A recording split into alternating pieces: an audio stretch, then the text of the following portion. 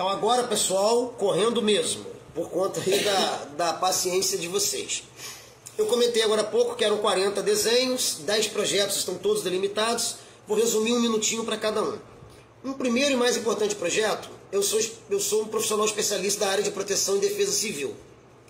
E eu percebo que as pessoas reclamam muito também, e são os dois mais importantes, reclamam muito também que chega no período agora das eleições, acusam o secretário de turismo, de obras ou de educação, de saúde, todo, que foi corrupto, por isso que foi substituído. Essas acusações, algumas podem ter excelentes fundamentos e outras não.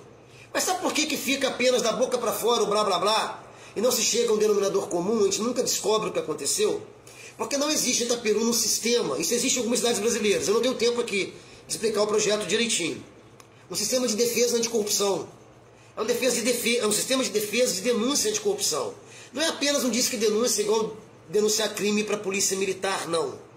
É um sistema que recebe online, que recebe por telefone e que recebe presencialmente numa sala, num setor. Denúncias anônimas ou não de corrupção de agentes públicos, dos dois poderes. O judiciário tem umas complicações que não dá para tratar aqui nessa live. Mas vereadores e assessores de vereadores e funcionários da Câmara, prefeito, vice-prefeito e secretários, somente esses, não, mas sobretudo esses cargos importantes. E todos os outros escalões da máquina, de todos os dois poderes, seriam vigiados e fiscalizados de maneira realmente policialesca pela população, de forma que pode ser o condutor de uma viatura da Secretaria de Agricultura. Foi visto cometendo ilícito, essa denúncia ela é formalizada, um sistema é deflagrado, e se a denúncia não for apenas de uso indevido de um veículo da administração, mas for, por exemplo, de desvio de verba, que até 5% dessa verba desviada, depois do inquérito policial instaurado, depois da administração ser informada pelo Poder Judiciário e a ele informar, e conseguir punir os responsáveis, até 5% do valor poderia ser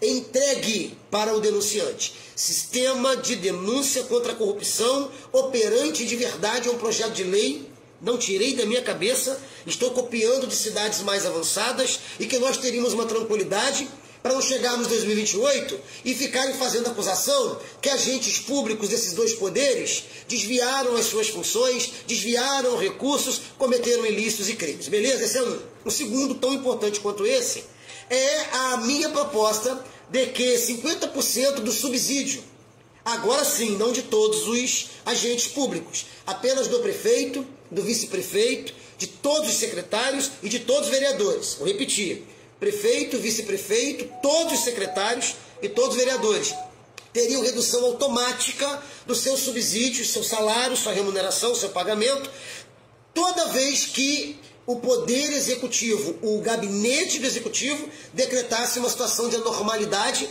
com relação aos desastres naturais em nossa cidade.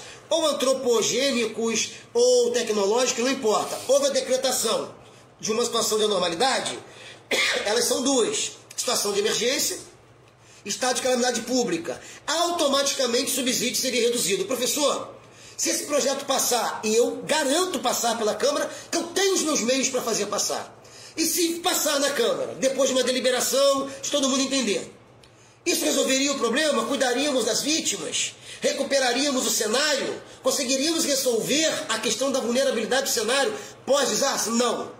Mas seria uma resposta para aqueles que ocupam cargos políticos começarem a tentar limpar o filme dessa categoria tão desgraçadamente pichada. O prefeito, o vice-prefeito, os secretários e os vereadores. É 50% só, não é o pagamento do mês todo.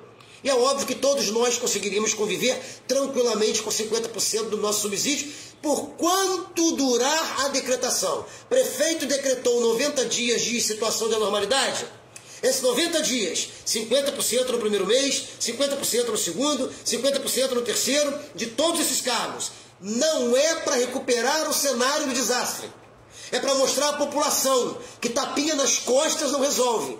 Somos solidários com a situação de vocês. Portanto, estamos abrindo mão de parte da nossa remuneração para mostrar boa vontade. Esse ato é simbólico. Esse ato é bendito.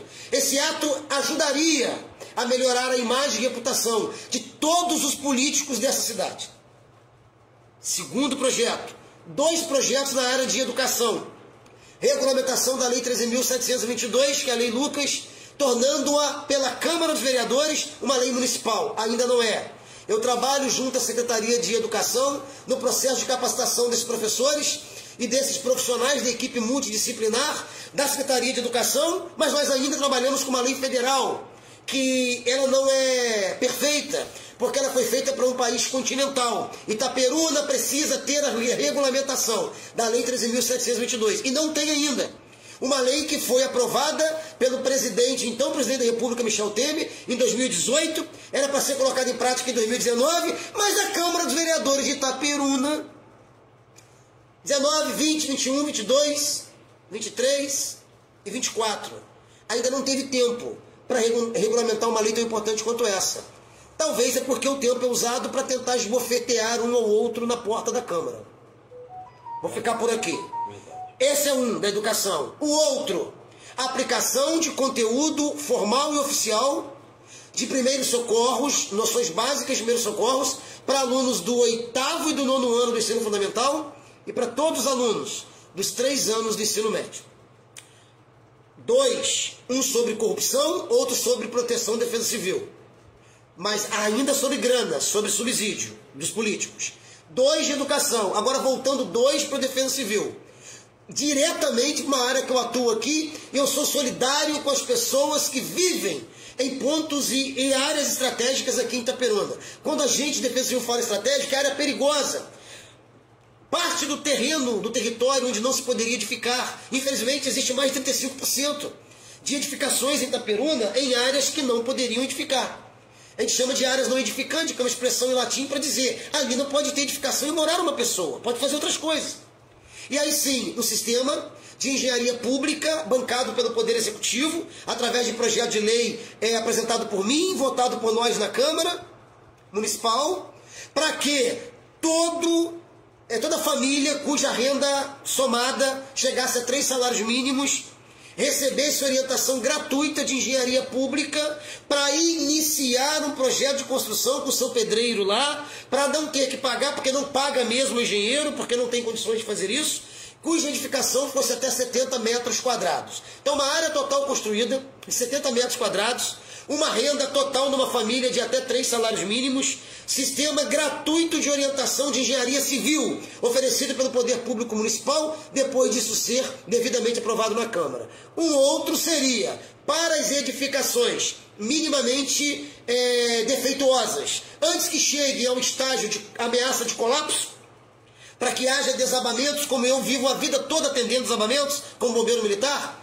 e nós não percamos os nossos munícipes, que esse sistema, outro sistema, o não de engenharia voltado para início da casinha, início da construção da população de renda mais baixa. Mas agora sim, já existe um imóvel com menos de 70 metros quadrados, numa área segura, mas o imóvel não está seguro. Aí sim, reformas seriam operacionalizadas pela Prefeitura Municipal.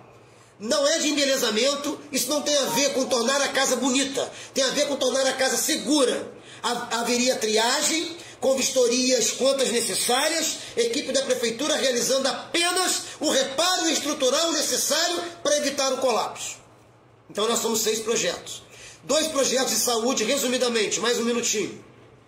Nova frota, onde nós faríamos aquilo que eu mencionei, que era a vontade do falecido prefeito Claudão e do doutor Botelho e minha, e que não deu para ser levado a efeito. Quem sabe para isso permanecemos aqui até hoje. Para agora sim, e limitarmos, encurtarmos o tempo-resposta do atendimento de suporte de vida para o nosso cidadão de Itaperuna que mora nos distritos, porque não adianta dizer que a ambulância do SAMU vai operar de maneira maravilhosa, ela vai chegar nos distritos depois de 12, 18, 25 e 40 minutos. Tempo que talvez a ambulância do distrito saia da sua base, atenda o cidadão e traga para uma das portas dos pronto-socorros de Itaperuna, que eu os considero todas as portas maravilhosas. Não tenho nada contra a porta do pronto-socorro São João do Havaí, nada contra a porta da UPA e nada contra a porta do posto de urgência.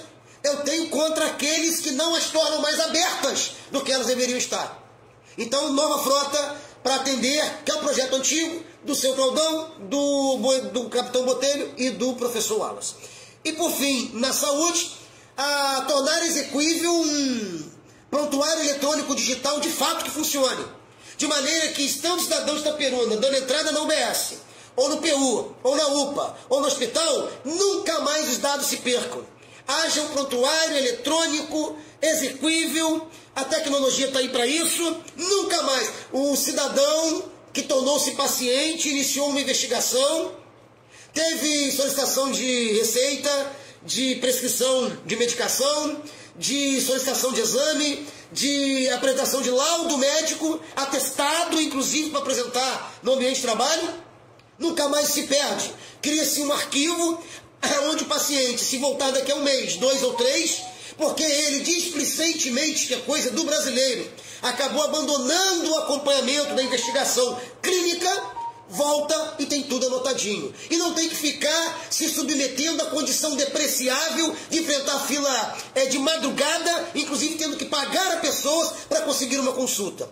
Incluído num sistema de prontuário eletrônico execuível que torne o processo de fato muito mais rápido. Não é milagre, não é fácil, mas dá para fazer. Existem técnicos capazes de operacionalizar isso em Itaperuna com tranquilidade. E, para despedir em 1 minuto, já que eu adiantei antes a oportunidade que o Douglas deu, os outros 2 projetos têm a ver com a formação de um canil e com o grupamento de operações com cães em Itaperuna, que eu precisaria de tempo para descrever. Mas de forma que lá no início da live, quando eu disse que colocar a caixa de papelão com a vasilhazinha de comida e água vale muito, e que Deus abençoe as pessoas que fazem isso, isso não é atitude de político, isso é coisa para o cidadão fazer. E os políticos precisam fomentar uma maneira de retirar esse contingente de animais da rua, triá-los, castrá-los, medicá-los, fazer exame, cirurgias outras além de castração e aproveitar os melhores indivíduos desse contingente de animais para operar no grupamento de operações com cães, onde a Guarda Civil Municipal poderá auxiliar o Corpo de Bombeiros do Rio de Janeiro e a Polícia Militar do Rio de Janeiro nas operações de polícia e nas operações de bombeiros militares. Esses são, resumidamente, 10 dos 40 projetos. Existem mais 30 rascunhos, que serão todos concluídos a partir da próxima oportunidade que eu tiver para me assentar e dedicar atenção a eles. Ali tem cultura, ali tem atividade religiosa, ali tem atenção às crianças, ali tem educação física, ali tem artes marciais, ali tem comércio, ali tem tudo que vocês pensarem. Mas para o ano de 2025, esses seriam os 10 projetos, resumidamente dizendo, que eu lutarei com todas as forças para submeter a apreciação da Câmara dos Vereadores, se puder me assentar naquela cadeira a partir do dia 1º de janeiro.